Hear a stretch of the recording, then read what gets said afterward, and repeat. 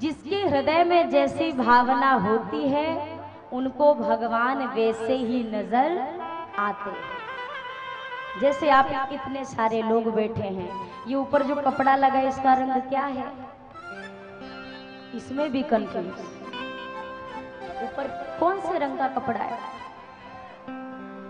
पीछे वालों को सब हरा हरा दिखाई दे रहा है, हरियाली छाई है, बसंत ऋतु आया है। चलो सफेद है ना। अब अगर आप काला चश्मा लगाओ और ये कपड़ा देखो तो कैसा नजर आएगा। नीला लगाओ तो, पीला लगाओ तो, नारंगी लगाओ तो, गुलाबी लगाओ तो, और सफेद लगाओ तो। कपड़ा बदला क्या? क्या बदला? चश्मा। केवल आपके आंखों के देखने की चीज बदली है, वस्तु वही है। अक्सर हमें लगता है राम अलग, कृष्ण अलग, और हम मानते हैं वो भगवान अलग है, ये वाले अलग हैं, बड़े राम जी अलग हैं, छोटे राम जी अलग हैं। पहले तो इस कंफ्यूजन से बाहर निकला जाए। सबका परम तत्व की अगर एक बात की जाए तो वो सब एक ही है, राघव जी का ही स्वरूप है। चाहे राम जी कहिए, चाहे कृष्ण जी कहिए, कृष्ण है राम है और राम ही कृष्ण है।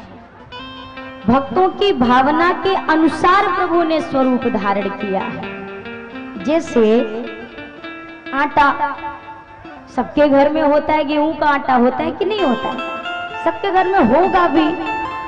आटा एक है कि नहीं? पर अगर आपको उस आटे का उपयोग करना है तो उसका तरीका अनेक हो सकते, उसके अनेक तरीके हो सकते।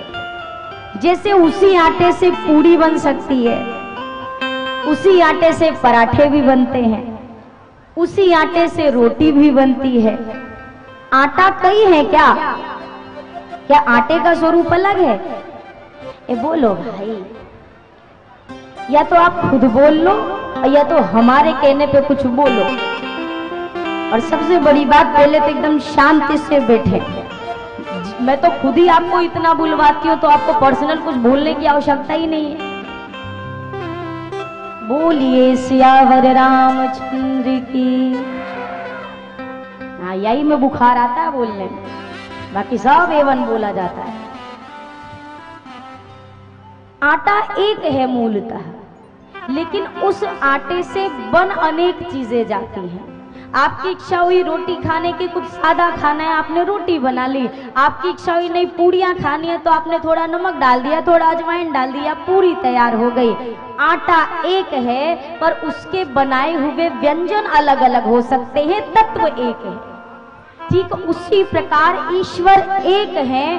भक्तों की भावना के अनुसार प्रभु जैसा भक्त चाहता है उसी स्वरूप में भक्त को मिल जाते हैं। जिसके हृदय की जैसी भावना होती है, जो अपनी इन आंखों पर जैसा चश्मा लगाकर भगवान को देखता है। अगर आप अपनी आंखों पर वात्सल्य का चश्मा लगा लें तो आपको इनमें अपना पुत्र दिखाई देगा। अगर शत्रुता का चश्मा लगा ले रावण की तरह तो यही आपको अपने परम शत्रु नजर आएंगे। जैसी भावना का चश्मा आप आंखों में लगाओ, भगवान का स्वरूप आपको वैसा ही दिखाई देगा। अर्थात सीधे शब्दों में कहूं तो आपके हृदय के भाव के अनुसार ही आपको भगवान मिलते हैं।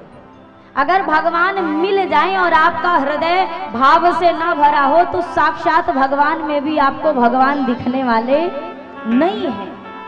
और भगवान ना भी मिले, कोई साधारण सी शिला भी, बिल्कुल साधारण, ना कोई मूर्ति हो ना कोई आकार प्रकार हो, एक साधारण सी शिला पड़ी हो और कोई संत कह दे मैंने एक दिन देखा था, इससे राघव जी के दर्शन हुए, भाव है तो आप उस पत्थर में भी भगवान के दर्शन प्राप्त कर लेंगे। अगर आपके हृदय में भावना है, भाव है। आज भावना अनुसार ही ठाकुर जी अब मिथिलापुर वासियों के हृदय को आनंद प्रदान कर रहे। बाद में जब विदाई हुई अयोध्या धाम के लिए प्रस्थान किया है बारात ने, मेरी मैया चारों दुल्हन आज अयोध्या धाम में जब पहुंची, हमारे यहाँ एक बड़ी सुंदर परंपरा है, जब नई नवेली पुत्र वधू आती है तो उसकी मुंह दिखाई की जाती है। तो आपको लगता होगा ये क्रम केवल अब होता है, नहीं नहीं, ये क्रम तब भी था जब मेरी किशोरी मैया आई थी और किशोरी जी की भी मुंह दिखाई हुई। अब उनको दिया क्या गया, अब ये जरा सुनिए। मैया सुमित्रा ने किशोरी जी को क्या दिया, इसमें दो भावनाएं आती हैं, दो भाव आते हैं। कुछ संतों का कहना है चूड़ामणि प्रदान की थी, कुछ संत कहते हैं लखनलाल को ही समर्पित कर दिया था कि आज से लक्ष्मण ये तुम्हारी माता है। कैकेयी जी के विषय में चर्चा आती है, मैया कैकेयी ने सीता जी को सोने का महल दिया, यानी कि कनक भवन, जो कनक बिहारी सरकार आज भी अयोध्या में विराजमान है। ये वही कनक भवन है जहां विवाहोपरांत भगवान श्री सीताराम जी निवास करते थे, उन्होंने कनक भवन दे दिया। अब बारी आई माँ कौशल्या की, चूंकि सबसे बड़ी है, कौशल्या माँ सोच में पड़ गई। देखो भैया, किसी को भी उपहार देने से पहले ना हम सोच लेते हैं।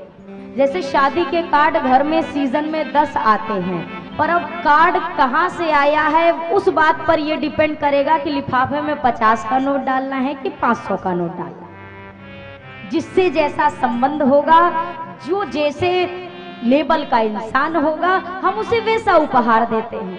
और ये तो आदि शक्ति है। कौशल्या जी ने अपनी पुत्र वधू के लिए बड़ा सुंदर हार बनवा के रखा था, दिव्य मणि माणिक्य से जड़ित हार। लेकिन आज जब किशोरी जी का मुख देखा ना कौशल्या मैया ने, अब वो हार तो मैया ने दबा के कोने में कहीं रख दिया, इसकी क्या वैल्यू है इनके आगे। इतना सुंदर मुखड़ा है मेरी पुत्र वधू का, और ये सस्ता सा कीमती सा हार दूंगी मैं अपनी बहू को, अब क्या दूं। अब मैया कौशल्या अपनी बुद्धि को दौड़ाने लगी। केवल ये मृत्यु लोक में नहीं, वहां भी दौड़ाया कि देवलोक में, क्या स्वर्ग में ऐसी कोई चीज है जो अपनी पुत्र वधू को दे दूं। त्रैलोक्य में अपनी मति को घुमाया, पर जो भी चीज दिमाग में आवे, जब किशोरी मैया के मुख से उसकी तुलना करें तो लगे ये तो बड़ा फीका है, ये भी नहीं दूंगी, अब क्या दूं। अंत में मैया कौशल्या को एक चीज बड़ी अच्छी सी याद आई, क्या, खोजी आई कौशल्या विचारी बड़े हौसला से, पर बहु अनुरूप कोई वस्तु ना लखाई है। तब लागी चित चिंता क्या दीजिए निछावरी में, अजसिया से बहु को नेग परी कठिनाई है। कछु नहीं पाई तहाँ सिय समुताई जोग, तब निकट बुलाए नीलमणि रघुराई है। हाथी रघुनाथ गही तीनों सिय के हाथ माही, और ये ले बहू यही तेरे मुंह की दिखाई है। मैया कौशल्या को जब संसार में कोई भी चीज नहीं मिली जानकी जी के योग्य, तो अंत में मैया कौशल्या ने कहा, बताओ, पूरे संसार में हीरे मोती ढूंढते फिर रही हूँ, और संसार का सबसे कीमती रतन तो मेरे अपने पास है, सबसे कीमती मणि तो मेरे पास है, मेरा नीलमणि रघुनंदन। राम जी को बुलाया, राम जी का हाथ पकड़ा, किशोरी मैया के हाथ में दिया, और कौशल्या मैया ने कहा, ये ले वो, ये तेरी मुंह दिखाई, आज से मेरा लल्ला तेरा बना। राम जी को ही मुंह दिखाई में सौंप दिया।